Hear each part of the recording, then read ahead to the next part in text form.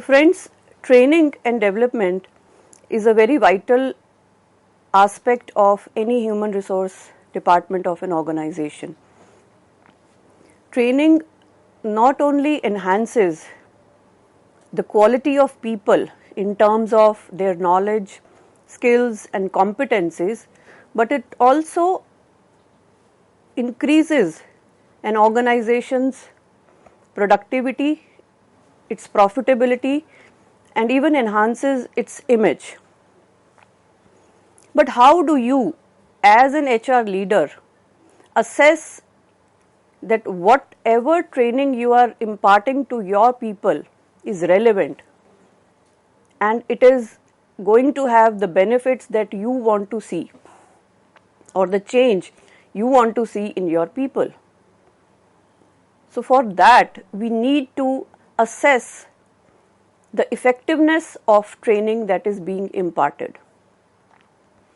So in the previous lecture, we discussed as to what is training effectiveness, why we must measure training effectiveness, and what are the key challenges in measuring or evaluating the effectiveness of any training program. We also learnt about the process, the 5-step process of training effectiveness. So in today's lecture, continuing with the same topic, we are going to discuss about what all methods are available for organizations to measure or evaluate the effectiveness of their training programs. So friends, anytime you deliver training to your team, you need to know how effective it has been. Otherwise, you will not solve the purpose of training. And are your people putting their learning into practice? So until and unless people use these trainings to change their behavior, to improve their performance, the training will not have its benefits. So is it positively impacting their role and the wider organization? So these are some questions that need to be answered. Otherwise, the whole scenario or the entire process of training goes in vain. Now, as far as measuring the effectiveness of a training program is concerned, we are going to discuss these 4 models or methods of evaluating training effectiveness. The first one being the Kirkpatrick's levels of evaluation. The second is the Anderson's model of learning evaluation. The third is the Phillips ROI or the return on investment model. The fourth is the Cairo model, which is an acronym for context, input, reaction and output. So let's learn briefly about each of these models, beginning with the Kirkpatrick's levels of evaluation. So friends, this model was developed by Donald Kirkpatrick for evaluating trainings during the 1950s. And this model was initially published in a trade journal and later it was published in a book called Evaluating Training Programs. Today, it is the most recognized method of evaluating effectiveness of training programs. And this model has 4 levels, beginning with level 1 is the reaction, level 2 where you measure the learning, in level 3 you measure the transfer, what knowledge or skills have been transferred, and level 4 you measure the results. So talking of level 1, the reaction. So this is the first level and it solicits opinions of learning experience following a training event or course. The typical questions concern degree to which experience was valuable, that is whether they felt engaged and whether they felt training was relevant. So what was the trainee's reaction to the trainer or the training module or the training content or the overall training program? So here questions are asked about the reaction of the trainees. Now the training organizations use that feedback to evaluate the effectiveness of the training, students or the trainees' perceptions, and what potential future improvements can be undertaken and the justification for the training expense. So every organization has to justify the cost involved in the training. So through these feedbacks or the response of the trainees, you get to justify the amount you have spent on the training programs. The second level is learning. Now this level measures the degree to which participants acquired intended knowledge, skills and attitude as a result of training. So as I stated earlier also that the ultimate goal of training is to impact the current level of knowledge, skills and attitudes of people. And this level actually measures to what extent the knowledge, skills and attitude has been enhanced, impacted or increased. Now this is used by instructors and training executives to determine if training objectives are being met.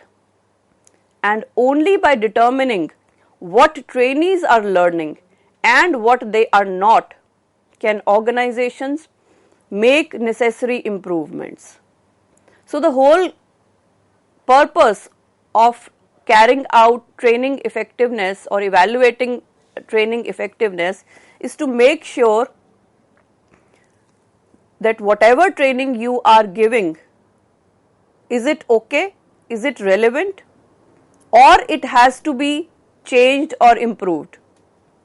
So this level ascertains that are trainees learning something or they are not learning. So in the second case, that is if they are not learning, what all changes have to be made in the training program?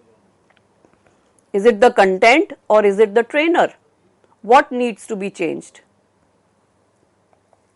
So the level 3 of the Kirkpatrick's model is behavior.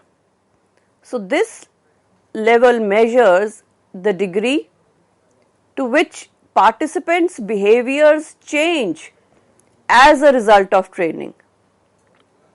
Again, the ultimate goal of any training is to change the behavior of people and basically measures whether the knowledge and skills from training are applied on job. So there is no fun of training people if they do not bring in the skills they have learnt or strategies they have learnt while performing their job. So for example, if I have poor communication skills and I have been trained or I undergo a specific training on communication skills, and after attending a week's training program, say, when I return back to my job, I still do not change my attitude or my behavior is still the same. So that means I have not applied my knowledge or I have not applied the training skills that I learnt in my behavior. So that means the training is of no use. So this level measures the degree to which we change our behaviors. So this measurement can be, but is not necessarily a reflection of whether the participants actually learned the subject material.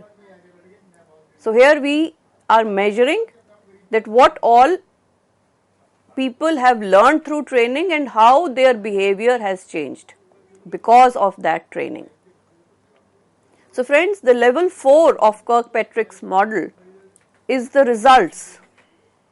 Now at this level we seek to determine the tangible results of the training, such as is there any reduced cost of performance?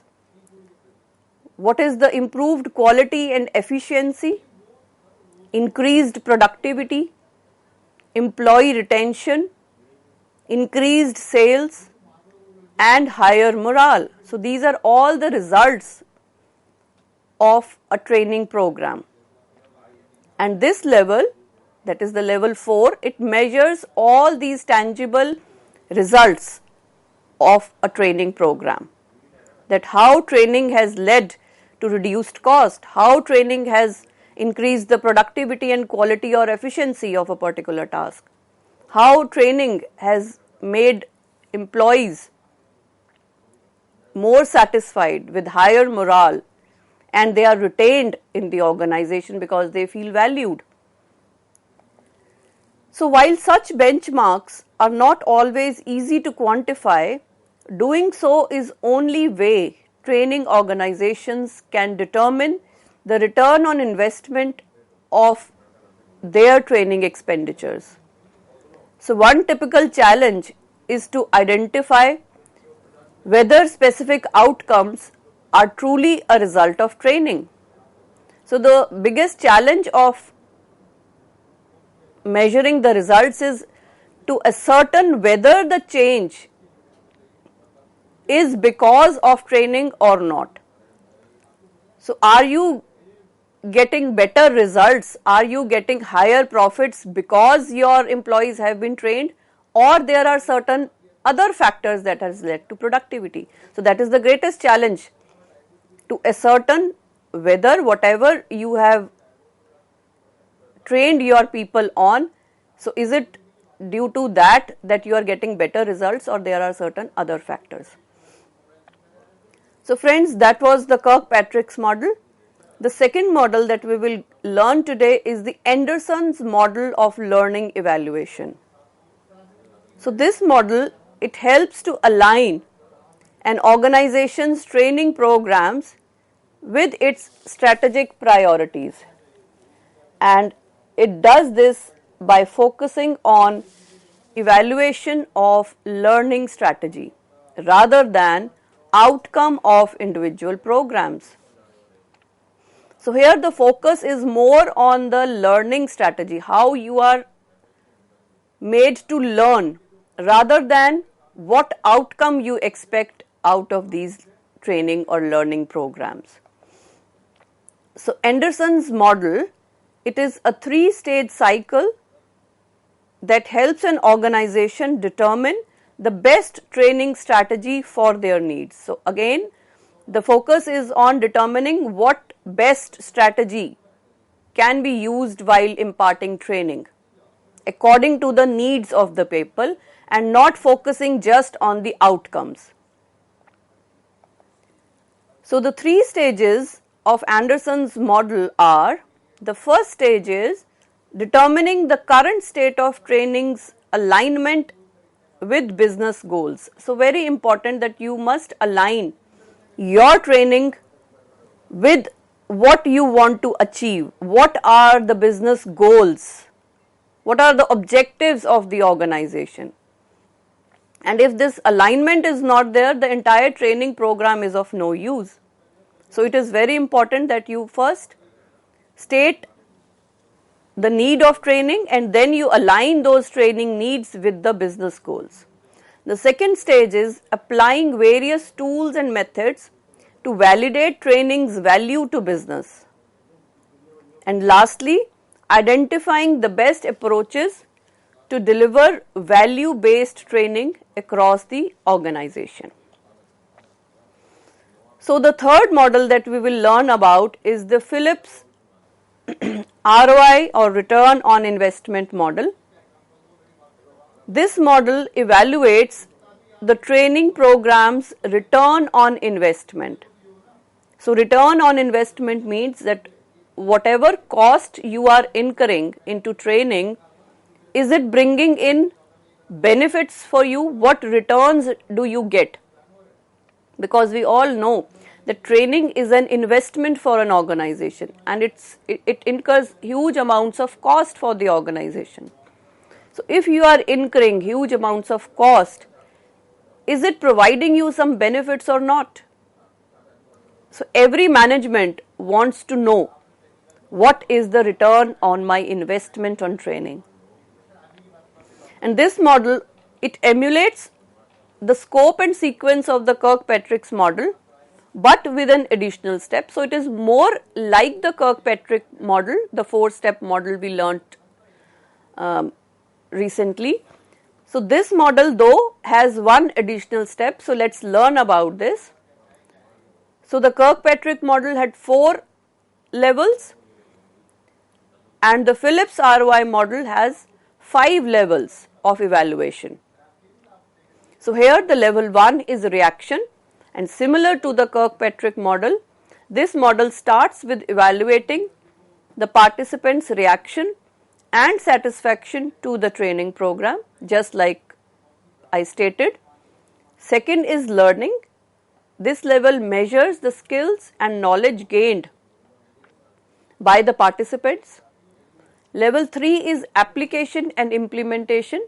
Again, similar to Kirkpatrick model, this measures whether participants of training program learned anything from training upon returning to their workplace. So, have you learned anything? Are you implementing whatever you have learned through your training program? Are you applying that knowledge at your workplace when you have returned back from the training program? However, it improves that scope by determining whether an issue resides with application of learning or its implementation. The 4th level is impact. So, in Phillips model, instead of results, it focuses on measuring the overall business impact of training program. It is much broader compared to Kirkpatrick's model, as it identifies whether other factors aside from training affected the outcome. So, is the impact of training leading to better productivity, or there are other factors apart from training that are affecting the outcomes? So, here instead of focusing or measuring the results, we measure the impact in the Phillips model. Then comes the level 5. So, this is called the return on investment level, and this is the added level which is designed to measure the return on investment or the ROI with use of cost benefit analysis to compare monetary value of business outcomes with costs of training programs. So, what all you have incurred, what money you have used in the training, and what business outcomes in terms of cost you are getting. So, here you measure those. The next model is the Cairo model. The Cairo is an acronym for context, input, reaction and output, and this model focuses on measurements taken before and after carrying out the training program. Similar to other models, the training evaluation process is also broken down into 4 stages. So, let us learn about these stages. The first stage being the context. This stage assesses the organization or business's operational situation to identify and evaluate the training needs and objectives. So, what are the training needs for an organization? You can't have a one size fits all approach. Every organization, every department, every team will have or might have separate training needs. So, in this stage, a training needs analysis is conducted to see which area of operations the organization is lacking in. So, as I said, every organization, every team will have different needs, and those needs have to be analyzed. So, second is the input evaluation. This is the second stage of Cairo model. So, practitioners must gather information about possible training techniques and methods. So, this is known as input evaluation and helps identify the best choice of training intervention. So, this is the second stage or the second step. So, this stage also addresses the design, planning, management and delivery of the training course, and it analyzes the organization's resources and determines how these resources can best be used to achieve the desired objectives. So, the entire planning and designing of the training course is undertaken during this stage. Also analyzing that what all resources are available and how these resources can be used in training to obtain the desired goals. Now, these were the models or methods of evaluating training effectiveness. Now, let us learn what are some best practices for measuring training effectiveness, or what all must be kept in mind while measuring the training effectiveness. So, the first and foremost point is that you must have a reasonable number of key performance indicators or the KPIs. So, be selective when making your choice. The more measures included, the more information you will have to work with.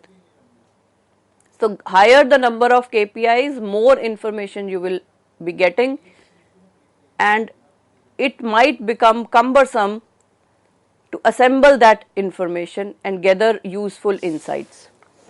So, identify KPIs before development phase of training. So, knowing what to measure first will enable to select the most suitable measuring effectiveness method. So, you must know what you are going to measure and why do you want to measure. So, in the previous lecture also we emphasized on the fact that these things have to be identified and assessed right in the beginning, that what you want to measure and why you want to measure. Then you must consult with the key stakeholders to know which metrics are most important to them, so that you can go about measuring those metrics. Then you must plan your data collection schedule in design phase of training. So, know when to measure effectiveness and how to do. So, the method that you are using must be chosen very meticulously and build it into training timeline to stay organized and manage stakeholder expectations. So, you must know how and when to measure the effectiveness, and on these lines you must also plan collecting the data. The next point or the key practice is to customize your evaluation framework. So, it might not be necessary for you to measure all 4 Kirkpatrick model levels. Plus, this can be a lengthy and expensive process. So, we learned that there are 4 levels of measuring the effectiveness of training in the Kirkpatrick model, but it is not necessary that you measure all the 4 levels. For example, you might find that it only makes sense for you to measure the 2nd and the 4th level of the Kirkpatrick model. So, you just go about measuring those 2 levels and you can leave the rest too. So, that will not only save time, but it will make the process less costlier. So, spend time conducting your training needs analysis and choose the training effectiveness evaluation model that best suits those. So, out of those models that we have learnt, you can choose any one of the model, and it must align with the training needs analysis, and do what you need to make a confident, informed decision on the effectiveness of your training. And lastly, you must act on your findings. So, this is perhaps the most important practice for measuring training effectiveness. So, until and unless you relate to your findings, you find out as to what all you are lagging in and then act accordingly. That is most important. So, that means making changes and improvements where necessary and being quick to take action. Bring in the changes that are required. So, the training effectiveness gives you the data or the insight into how relevant your training program has been. And if you feel that something is lacking, be it the trainer, he is not able to engage the trainees, or is it the content that the trainees do not find relevant, and if you have found out these negative aspects of your training program, then you must act on making changes into your training program. So the next aspect is when to evaluate training effectiveness. So friends, up till now we have learnt about the main 4 models of training effectiveness, and we also learnt about the key practices that while measuring your training program's effectiveness, what practices should be followed. So we will continue with the training effectiveness evaluation, and we will learn as to when to evaluate, what is the right time or what are the possible timings or schedules when we can evaluate our training effectiveness. So we will continue with the second part. Thank you.